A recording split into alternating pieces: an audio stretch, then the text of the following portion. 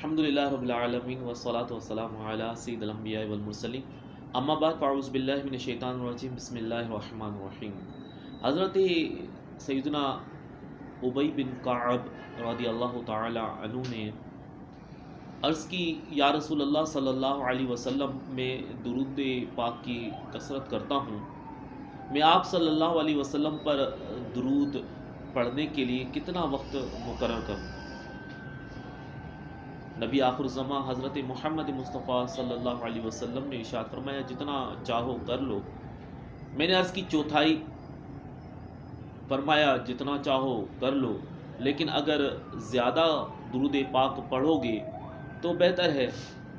تو میں نے عرض کی نصف؟ فرمایا جتنا چاہو پڑھو مگر زیادہ پڑھو گے تو بہتر ہے۔ عرض کی میں سارا وقت آپ صلی اللہ علیہ وسلم پر درود پاک پڑھتا رہوں گا۔ فرمایا پھر تو یہ عمل تمہاری پریشانیوں کو کفایت کرے گا اور تمہاری مغفرت کا سبب بن جائے گا۔ اللہم صلی علی سیدنا مولانا محمد وعلی آل سیدنا مولانا محمد وبارک وسلم۔ یقیناً رجب المرجب کے اس مبارک مہینے میں خصوصاً میرے آقا مدینے والے مصطفیٰ صلی اللہ علیہ وسلم کی معراج کا واقعہ پیش آیا۔ یہ وہ عظیم الشان مہینہ ہے کہ جس میں شب اسرا کے دولہ حبیب کبریا صلی اللہ علیہ وسلم کے معراج کے عظیم معجزے کا ظہور ہوا۔ اس مبارک سفر کے تمام احوال و واقعات کو احادیث مبارکہ اور سیرت طیبہ کی کتابوں میں تفصیل کے ساتھ بیان کیا گیا ہے۔ ہم بھی نبی پاک صلی اللہ علیہ وسلم کے ذکر خیر سے مستفیض ہونے کے لیے معراج شریف کا ایمان افروز تذکرہ اور علم غیب مصطفیٰ صلی اللہ علیہ وسلم کی شان و شوکت کے بارے میں سننے کی سعادت حاصل کر رہے ہیں۔ پہلے حصے کے بیان کا ابتدا ہو، آئیے خلیفہ اعلیٰ حضرت مولانا صوفی محمد جمیل الرحمن خان قادری رضوی کے لکھے ہوئے شب معراج کی برکتوں سے مالا مال بہت ہی پیارے کلام کے چند اشعار سنتے ہیں۔ لکھتے ہیں، پردائے رخ انور سے جو اٹھا شب معراج، جنت کا ہوا رنگ دوبالا شب معراج، اے رحمت عالم تیری رحمت کی تصدق، ہر ایک نے پایا صدقہ شب معراج، جس وقت چلی شاہ مدینہ کی سواری، سجدے میں جھکا عرش معلا شب معراج، یہ شان جلالت کے نہایت ہی ادب سے جبریل نے آقا کو جگایا شب معراج، دولہا تھے محمد تو باراتی تھے فرشتے، اس شان سے پہنچے میرے مولا شب معراج، ممکن ہی نہیں عقل دو عالم کی رسائی، ایسا دیا اللہ نے رتبہ شب معراج، اس میں سے جمیل رضوی کو بھی عطا ہو رحمت کا بٹا خاص جو حصہ شب معراج۔ چنانچہ سیرت مصطفیٰ کے صفحہ نمبر 732 پر حضرت علامہ عبد المصطفیٰ اعظمی علیہ رحمہ فرماتے ہیں کہ معراج کی رات نبی آخر زمان صلی اللہ علیہ وسلم کے گھر کی چھت کھلی اور اچانک حضرت سیدنا جبرائیل علیہ السلام چند فرشتوں کے ساتھ نازل ہوئے اور آپ صلی اللہ علیہ وسلم کو حرم کعبہ میں لے جا کر آپ صلی اللہ علیہ وسلم کے سینے مبارکہ کو چاک کیا اور قلب انور کو نکال کر آب زمزم سے دھویا، پھر ایمان و حکمت سے بھرے ہوئے ایک تشت کو آپ صلی اللہ علیہ وسلم کے سینے میں اونڈیل کر شکم یعنی پیٹ مبارک کو چاک برابر کر دیا، پھر آپ صلی اللہ علیہ وسلم براق پر سوار ہو کر بیت المقدس تشریف لائے۔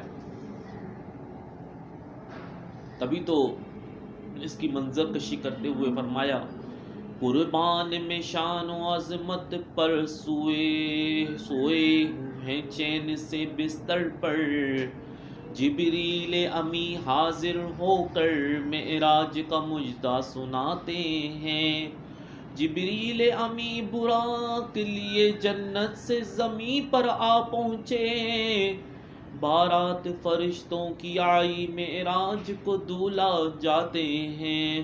براق کی تیز رفتاری کا یہ عالم تھا کہ اس کا قدم وہاں پڑتا جہاں اس کی نگاہ کی آخری حد ہوتی تھی۔ بیت المقدس پہنچ کر براق کو آپ صلی اللہ علیہ وسلم نے اس حلقے میں باندھ دیا جس میں انبیاء اکرام علیہم السلام اپنی اپنی سواریوں کو باندھا کرتے تھے۔ پھر آپ صلی اللہ علیہ وسلم نے تمام انبیاء اور رسولوں علیہم السلام کو جو وہاں حاضر تھے 2 رکعت نفل نماز جماعت سے پڑھائی۔ اقصیٰ میں سواری جب پہنچی، جبریل نے بڑھ کر کہی تکبیر، نبیوں کی امامت اب بڑھ کر سلطان جہاں فرماتے ہیں، یعنی کسی نے کہا کہ اقصیٰ میں سواری جب پہنچی، جبریل نے بڑھ کے کہی تکبیر، نبیوں کی امامت اب بڑھ کر سلطان جہاں فرماتے ہیں۔ جب بیت المقدس سے نکلے تو جبریل علیہ السلام نے شراب اور دودھ کے 2 پیالے آپ کے سامنے پیش کیے۔ آپ صلی اللہ علیہ وسلم نے دودھ کا پیالہ اٹھا لیا۔ یہ دیکھ کر حضرت جبریل علیہ السلام نے کہا، آپ صلی اللہ علیہ وسلم نے فطرت یعنی نیچر کو پسند فرمایا۔ اگر آپ شراب کا پیالہ اٹھا لیتے تو آپ صلی اللہ علیہ وسلم کی امت گمراہ ہو جاتی۔ پھر حضرت جبریل علیہ السلام آپ صلی اللہ علیہ وسلم کو ساتھ لے کر آسمان پر چڑھے۔ پہلے آسمان میں حضرت سیدنا آدم علیہ السلام سے، دوسرے آسمان میں حضرت سیدنا یحییٰ و حضرت سیدنا عیسیٰ علیہ السلام سے ملاقات ہوئی اور کچھ گفتگو بھی ہوئی۔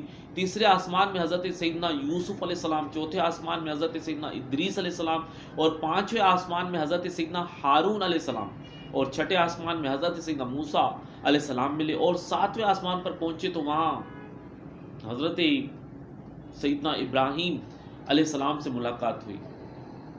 وہ فرشتوں کے قبلے یعنی بیت المعمور سے پیٹھ لگائے بیٹھے تھے، جس میں روزانہ 70,000 فرشتے داخل ہوتے ہیں۔ بوقت ملاقات ہر پیغمبر نے خوش آمدید اے پیغمبر صالح کہہ کر آپ صلی اللہ علیہ وسلم کا استقبال کیا۔ پھر آپ صلی اللہ علیہ وسلم کو جنت کی سیر کرائی گئی۔ اس کے بعد آپ صلی اللہ علیہ وسلم سدرۃ المنتہا پر پہنچے۔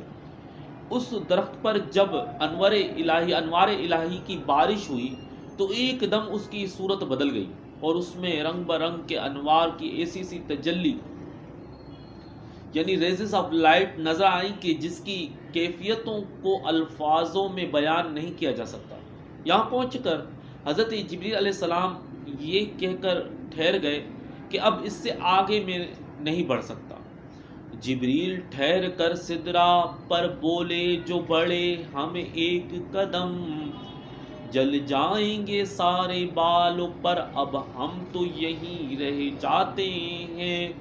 یعنی پھر اللہ عز و جل نے آپ صلی اللہ علیہ وسلم کو عرش بلکہ عرش کے اوپر جہاں تک اللہ عز و جل نے چاہا بلا کر آپ صلی اللہ علیہ وسلم کو فیض یاب فرمایا۔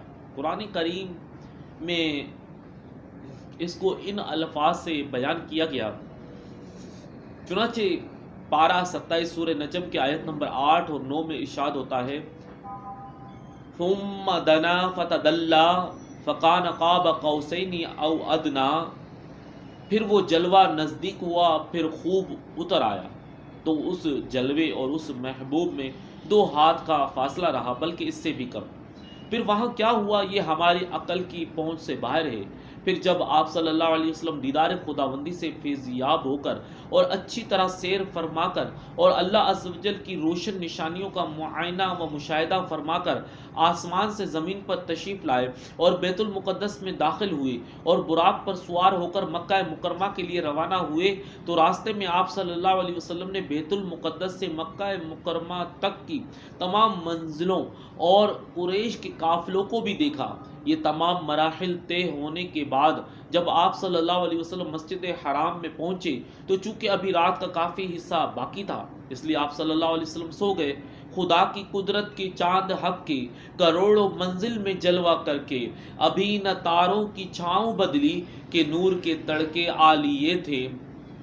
یعنی خدا کی شان دیکھیے کہ اللہ عز و جل کے پیارے حبیب صلی اللہ علیہ وسلم کو تھوڑی ہی دیر میں کروڑوں منزلوں پر اپنا جلوہ دکھا کر واپس بھی تشریف لے آئے۔ ابھی تک ستارے اسی طرح چمک رہے تھے، ان کے سائے بھی نہ بدلے تھے۔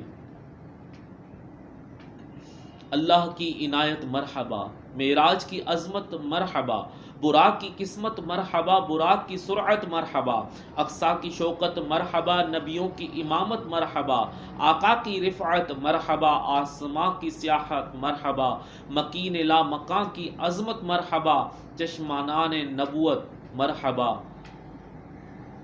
شب اسرا کے دولہ محبوب صلی اللہ علیہ وسلم نے صبح جب قریش کے سامنے رات کے واقعہ معراج کو بیان کیا تو انہیں سخت تعجب ہوا، اور آپ صلی اللہ علیہ وسلم کو معاذ اللہ جھوٹا ثابت کرنے کے لیے امتحاناً سوالات